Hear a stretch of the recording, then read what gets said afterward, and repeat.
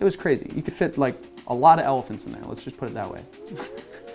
I remember just walking in and being like, oh God, this is so intense.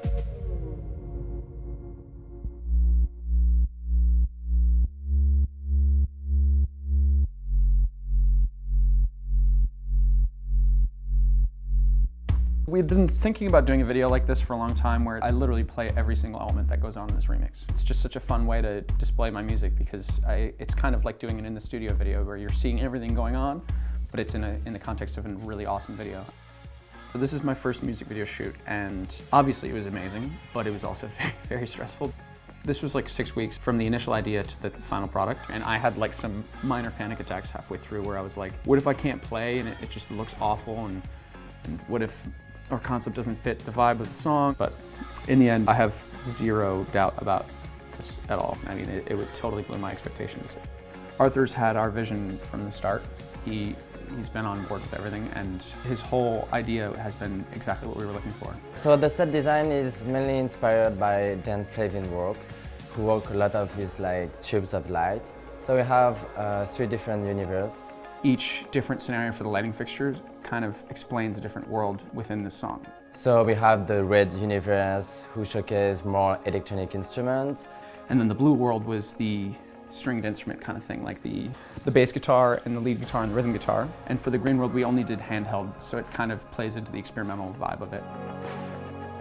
So this music video was the first one for Pierce, but I think like Pierce was great, and it was like very interesting to work with him during the set, to push him to do his best, to play well with the camera.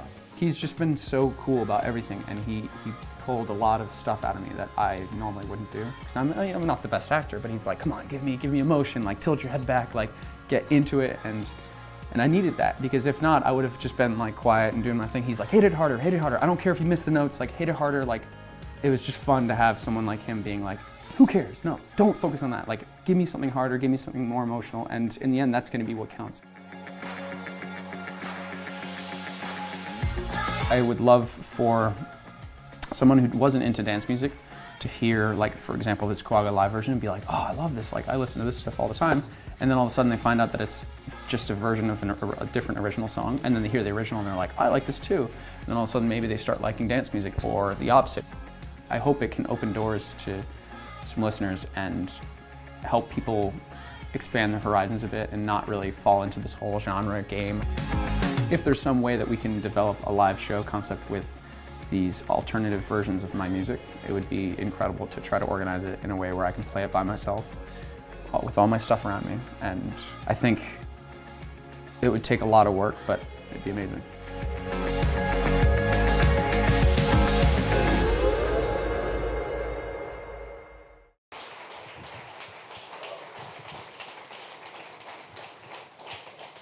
Thank you guys, and thanks to AOL for having us. Yeah, absolutely. Thank you guys. Yeah, so you know, I think for a lot of people, this might be the first time you've gotten a chance to get to know Pierce. So we know, I think we'll take it from the start and just kind of figure out, you know, how he got to where he is and his road into music. So Pierce, you know, talk a little bit about how you ended up becoming, you know, a DJ and a producer, what your musical background is. Well, my trip into dance music is actually pretty funny because I'm from Vermont, which is, I mean, everyone knows is a quiet state up north, and there's not really, you know, there hasn't been a history of dance music there ever. I mean, there's like a few clubs in Burlington, which is 3 hours north of where I actually grew up, and I ended up meeting this kid in high school, and he was an exchange student from Venezuela, and he showed me a bunch of DJ mixes, which I'd never really heard. I mean, I thought, you know, all electronic music was techno at the time, you know, as every kid did. And I sort of learned it all in a really short period of time. And it was interesting because I'd been playing in bands for a long time, and to hear something totally different and really be thrown into the world really quickly, I think it just fascinated me like crazy. And I just tried it out, you know, got right into it. You play a number of instruments as well. You're a musician with different backgrounds. Talk a little bit about you know, like the influences that led you to a path in music, and also how you've worked sort of those different you know, those different skills and paths into your electronic music. What's interesting is I grew up playing guitar, and for a while I didn't really I didn't really use my guitar, and I think it was because it was such a new direction for me musically, just electronic in general, and I had my time with electronic music, and in the past maybe year or two, I've started to bring back my earlier music influences. Like, I play guitar in my songs now, and I sing a little bit, and I try to record actual sounds and put them into my music versus just making everything on the computer. But I think there needed to be a window where I just did electronic music and then brought that previous influence back in. And I think the way that it's evolved has been really cool and sort of a nice cycle of my life kind of coming back. Yeah. Absolutely. And you're currently working on a live show. Maybe talk a little bit about that and what your approach has been there. So I've been DJing for 5 years, I think now, and I never really DJ'd before my first gig. I just kind of like went and learned on the spot and have been doing it since. And I started DJing because electronic music, that's really the only way to perform it. I mean, it was at the beginning, and then things started to evolve and people started doing live shows, and I grew up playing in a band, and I miss that aspect with music, playing and actually performing live. And DJing is fun, and I'd love to keep doing it just as a side thing, but to develop a live show and actually perform again, I think will be a lot more fun, a lot more rewarding for me, just as a performer. Absolutely. I think it's kind of, this kind of draws light on kind of an interesting aspect of dance music right now, and there's almost like two areas people are coming from. Absolutely. And almost like two different creative priorities. It's like you have DJs who come from club culture who are talking about curating, a club or a venue. And then you have artists like yourself, like Skrillex, like a Zed, who DJing is a means of sharing their own music. And I think that's really interesting. Maybe talk a little bit about how you've experienced, like how your creative priorities have been helped and maybe even hindered by DJing. Yeah, that's actually a great question. It is funny because, like I said, my first time in a club was my first gig, and I didn't really know much about club culture. I didn't really know much about DJing, but I think the way that I got into it was the best for me because as a musician, from a young age, I approached it in that way. I didn't really think about what a normal DJ would do. I was playing my music and I was trying to play, say, like some of my friends' music that I really liked and I wanted to support. I wasn't really worried about what was the craziest song of the time or, what had the best edit or, whatever. And because of that, I don't know, I think I started to take my DJ sets in my own way and not just be another DJ on a lineup, and it's been fun, and it's also really rewarding to play your own music and not stress about performing exactly perfect. So when the live show does debut, that's going to be a little more stressful, but it's going to be a lot more fun, and yeah, it's been fun. Very cool. Talk a little bit about the scene and collaboration. It seems to be a huge part of dance and electronic music. You see artists working with each other all the time. Mm-hmm. Do you feel like it's a pretty supportive environment for artists to work together?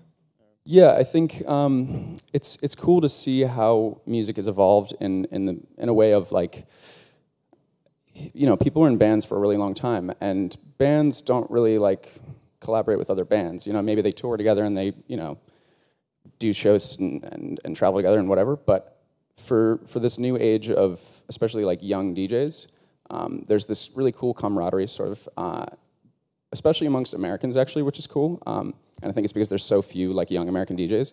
We all kind of feed off of each other and always say hi to each other whenever we're playing the same kind of shows. And I think that is really rewarding because we all don't really know what we're doing. We're just figuring it out. And to see someone else in the same boat from the same background, it's really comforting, and I think it'd be pretty lonely if you didn't have that kind of bond with all these other peer producers and peer DJs.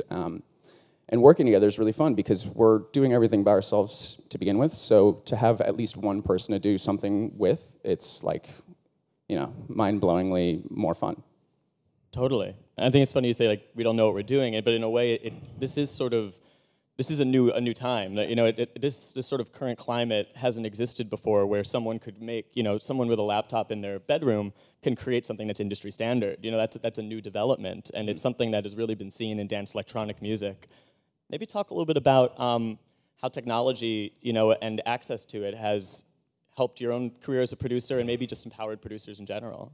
Yeah, I mean the change in music, especially with like.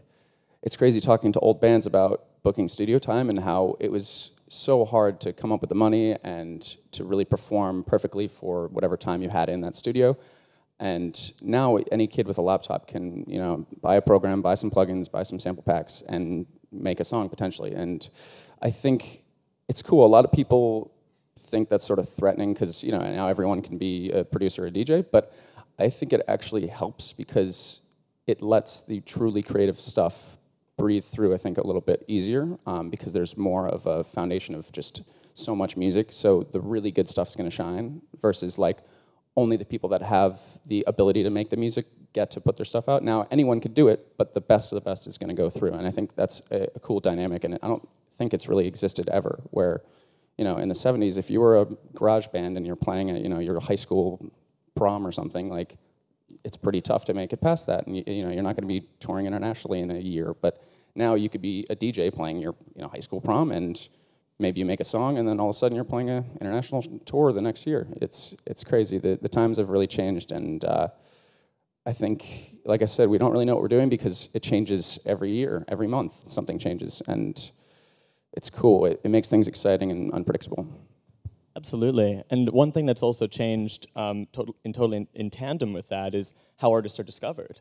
You know, it seems like now the path to discovery is different. It seems like now artists, you know, can make a huge buzz on SoundCloud, on Hype Machine, on blogs, and then they'll sign like their major label deal once they're in a position to, you know, negotiate it, versus before they would, you know, being entirely reliant almost, you know, on the majors to notice you.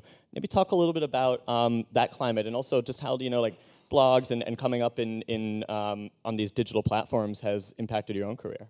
Yeah, I mean, when I started, it's funny, people are always like, how did you make it? How did someone hear you? And I was like, I tell them, I just put everything on the internet for free for a year or two, and that was just all I knew. I didn't have any contacts at any labels. I didn't really know that many websites or blogs, so I just had a SoundCloud account, and I would put free music up, and if someone heard it, that was great. And luckily, a few people heard it, and some started contacting me, and, you know, like, I found my management and my booking agent because they just heard my music, and they hit me up, and I was like, oh, okay, I guess I can sign to a So agency. they just emailed you? Yeah, out of the blue. I was in college. I was a sophomore at UVM, and I just woke up one day, and I remember texting my friend, because I didn't really know that much about the industry, and I was like, what's AM Only? Like, is that, I mean, and he's like, dude, that's like one of the biggest booking agencies for electronic music. And I was like, okay, I guess I'll reply to the email. And that's how I got my booking agency.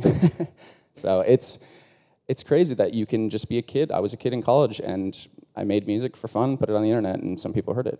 And that alone is just shows how times have really changed. And That's great. That's great. Maybe talk a little bit about what your creative process is in the studio. You know, what sort of like DAW do you use? What sort of plugins, et cetera? Well, I work on Logic Pro, which is a program made by Apple, and yeah, so it's crazy because you can literally do everything on a computer now. You could make a song that sounds like it's recorded in a studio, but just do it directly on a computer, and so that alone is just crazy. Sometimes I'll send like a song to like my grandma or my grandpa, and I remember my grandpa was so fascinated in how I got like a violin sound in my song. And he was like, "Who played that?" And I was like, "Well, technically no one. Like it was from this plugin that someone did play it, but it was recorded, a few different takes, and then you're able to perform it on your computer." And he was like, that was just such a strange concept to him, and it was pretty cool because it just shows how quick things changed and how it could potentially change even more in the time to come, and that's pretty mind-blowing. But yeah, like I said, just the fact that you could do everything on a laptop right now it's crazy. And I also started playing a lot more guitar and recording live instruments because I wanted to break out of the computer a little bit. So that has been a lot of my creative inspiration lately, is just going away from the computer and then coming back with something on the computer. That's great. Maybe talk a little bit more about that. What are your goals as an artist? You know, where do you want to take it, Pierce Fulton, forward? That's actually a great question, because I'm currently in a transition right now where Right now, I'm known as a progressive house producer primarily, and that's what people can associate me with, and that's great because it's good to be able to fit into a genre. But I'd say my goal is, instead of having a genre define me, I'd rather be able to define a specific genre that I'm creating. And people can say, you know, like Kygo is to tropical house. I don't really want to be part of a genre per se. Like I don't want to be the head man of a specific genre, but I would love to have a sound that is so characteristic where it's pretty much only applicable to me. And it sounds kind of crazy and maybe unrealistic, but that's really where I want to be. It makes sense. Yeah. Is there a certain way that you'd be able to describe your sound for the audience? Actually, like certain like characteristics of it? Yeah, so for what people know me for right now, it's really, like I said, progressive house. And moving forward for what I want to achieve, as I said, I'm recording a lot more guitar, and I'm trying to make this fusion of performance, but in an electronic like frame, I guess. So I'll play guitar and record it, but then I'll take specific chops from that guitar and have it sequenced sort of like in a machine-like way, if you know what I mean. So it's like taking something that's natural and making it work like a plugin would, you know what I mean, or perform like a plugin, like a sequencer or a drum machine, and that adds this really interesting dynamic because it's a live performance but being played back like a computer. And that has added a really cool dynamic with my sound moving forward because it's this sort of merging of performance plus something working on the computer. Very cool. What can you tell us about sort of the musical projects you're currently working on? I know we touched on your live show, but you know, any collaborations or work that you're doing right now? Or Well, what's cool is I just signed 3 songs to Armada, which is a big dance label from the Netherlands, and so I have 3 songs with them, and those are all really progressive house, sort of like that I'm known for, which is great. But in between that, I'm gonna try these, what I keep calling my hopefully new sound.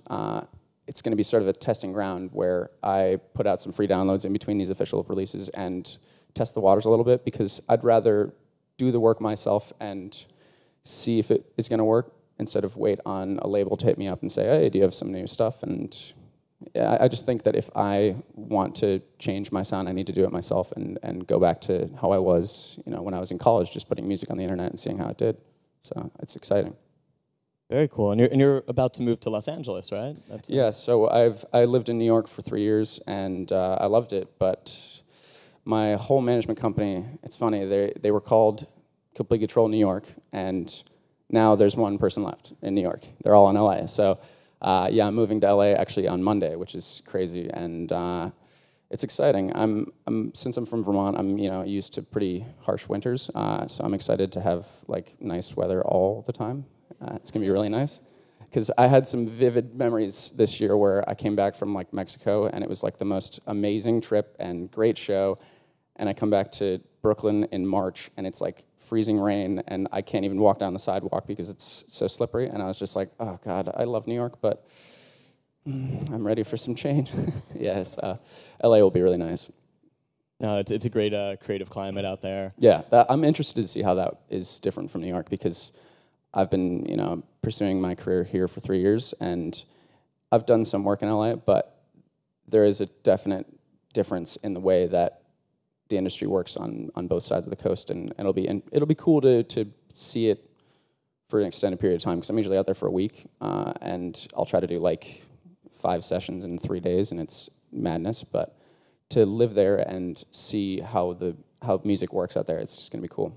Definitely. You can always come back. Yeah. My whole family's over here, so I'll be back every once in a while. And so you're going to be playing at Electric Zoo this afternoon, right, on the main stage? Hours. Yeah. So that's exciting. Yeah, it's really exciting. I mean, this is like it's New York's claim to fame for electronic music is Electric Zoo, which I think is such a great thing to have for New York, because I remember I actually went the first year that it started in 2009 just as a fan, and that was before I was even, producing as a career. It was just for fun. And I remember seeing the festival, for one thing, being insane, but watching someone play and then turning around and seeing the skyline of New York was like this mind-blowing thing for the first time when I went that year. And I just think it's such a cool space and such a cool thing for New York to have, because there wasn't really a huge electronic music, festival or show that, and to have that now, it's really amazing. Absolutely. Yeah. Maybe tell the audience a little bit about how do you like prepare for a big festival gig like that? How does that maybe differ for how you would prepare to play a club gig or Well, I used to prepare a lot more back in the day, but it's crazy how much you have to change on the spot. Like, I was actually in India last week, and I had some preparation. I thought I was going to play specific stuff, and I had to change it completely while I was there. I just realized that my judgment was a little off, and you always have to be on your toes. So I used to think about maybe the first 5 songs just so I can get into it and start reading the crowd from there. But now it's like I just have to see what's working before, and then on the spot pick some songs and go from there. So yeah, I like today, I don't even know what I'm playing, and I have to play in 4 hours. So hopefully it goes well. Well, I mean, that's the hallmark of a good DJ, is being able to change on the fly and be able to play to your crowd. You have to. I mean, because I've seen people that just play what they know, and if the crowd isn't liking it, it's the weirdest thing ever. They're just standing there staring at you, and it's terrifying. Absolutely. How is India? I feel like I hear that electronic music, dance music specifically, is rising in popularity very quickly out there. Yeah, it's really cool actually. They are the most reactive to things on social media, which is crazy. Because I had this one memory of I played Tomorrowland this past year, but the year before as well, and I posted a picture the year before of just one of the stages, and there was an Indian flag. Someone was just like holding in the crowd, and there were like so many comments being like India, India, India, and I was like, oh my god, like I didn't realize I had this many Indian fans. And just doing that small tour over there this past week was really crazy, because they just like I said, they react to everything on social media. So like I posted a picture in Mumbai, and people are just like so stoked that I'm in Mumbai, and I thought that was really cool, and definitely just a change from how fans are in any other country. And just India in general was crazy. Mumbai is an insane city, and I'd never seen anything like that in my entire life. So it was really fun. Yeah. It's a totally crazy city. I've been there as well. Oh my god. The cars. Yeah. It's like you can't see pavement because there's so many cars. There's like a method to the madness a little bit. I don't know how, but going from one terminal to another terminal took like 40 minutes, and it was terrifying. I believe it. I think it's also a really interesting thing is, dance music, specifically in America, this current wave, really has kind of come of age in the social media era. Mm-hmm. And artists really do leverage social media. You see guys like Dylan Francis and, deadmau5 who have leveraged social media. It's a major facet of who they are as an artist, and getting their sound and their personality out there. What has sort of been your approach for social media, and what do you feel like has it empowered your career? What's cool is I started using social media just personally right when I took my music from a hobby to potentially a career, back when I was in college and trying to put my music on the internet and all that. That was like right when I joined Twitter and really started using Facebook and made like a fan page and all that. And it was really cool to see the growth of each social media platform and all that's come and gone since, in the past 5 years. So like, it was cool to see Vine start and see where that went, and like Snapchat and what Snapchat's doing now. And it's always funny because you see all the artists like you're saying, like Dylan Francis and all that, and it's cool to see them hop onto the new thing. Like I remember when Apple Music launched, everyone's like, look at my Apple Music page, blah, blah, blah. And, we didn't really know if it was going to be a big deal or not. And, it's still, in its early stages and all that. But you never know if it's going to be the next Snapchat or whatever, because now Snapchat is huge, and no one really imagined that, especially from like an artist using social media standpoint. I get Snapchat for like, your friends and all that, but it's become this almost like sort of Instagram, but like more personal, and you follow you add your favorite people and look at their story and all that, and I didn't expect that at all. I just thought it was going to be a fun thing to use for your friends. So I guess it's fun to experiment with social media and see what works and see how it grows, because like now I used to primarily use Facebook and a little bit of Twitter, and now I'm pretty much using a lot of Instagram and a little bit of Twitter and a lot of Snapchat because it's more visual and people are really, really driven by content, not so much text and information. So it gives people kind of like a glimpse into your life, yeah. you know, which you can't really give. And otherwise. I think it's a quicker sort of, like if you're interested in someone, say it's your favorite singer or whatever, I think you're more inclined to looking at pictures than reading a bunch of text. And I mean, it's to each their own, but it's been interesting to see what has been the more popular and more engaging platform. So, absolutely. I think it's now time for our audience Q&A. So we'll turn the mic over. Hello. What's up? Hi. I was just wondering if you could collaborate with any artist on an original production, who would it be? And also, do you have any interest in doing back-to-back sets? And if so, with whom would you like to play most? Oh, wow. I actually love back-to-back sets. I haven't done one in a really long time, but I used to do them with my friend. He goes by the artist name Audion, and he is in a really similar genre to me, so it's super fun to play back-to-back with him, especially because we end up playing stuff that we're totally not known for, which is so weird, but it's because we're like playing specific songs to kind of get a reaction out of the other person. So it adds this cool dynamic to the set when you're playing with someone else and you're trying to like compete for the best track. And it's actually funny because collaborating is kind of similar, because with the same friend Audion, we've tried to make music together, and we both make like really like melodic and happy music, but whenever we try to collaborate, we like make hip hop for some reason. I don't know why. I couldn't tell you why, but we just do that, and our managers hate us. But yeah. So I have kind of a fun question. Yeah. Having to do with technology. I'm sure you're familiar with like the whole idea of like silent discos. Oh yeah, yeah. And what I was curious about is, how do you feel about silent discos and this kind of new, especially with electric music, this new movement of listening like individually, opposed to in a well, I guess you're kind of in a group, but it's like it's just a different experience. Yeah, I actually think that concept is so cool. I've never played one or been to one, but I've seen them go on. Like I've been at festivals where they have a silent disco section. And if anyone's curious what a silent disco is, it's when a DJ's playing, but everyone's wearing their own personal headphones. And I've actually seen a format where there's 3 different DJs and you can pick which one you tune into, which is really cool. So like you could be in a group of people and it's dead silent and everyone's dancing and they could be listening to one guy or another guy or another guy, and it just is this really cool dynamic because you could just take off your headphones, talk to your friend in a normal volume, and go back to dancing, and it's an actual show. And I've heard of specific silent discos that like look like a normal show where people are jumping and there's full production like CO2 and fire and stuff, but it's completely quiet. So it's really crazy. I would love to play one because I would love to see it firsthand and like just see how different my set would be in that format. Hey, Pierce, what's up? My name's Turner Rouse. Nice to meet you. First off, I want to say happy 1-year anniversary on Quagga. Thank you. Can you talk a little bit about your inspiration with collaborating with vocalists?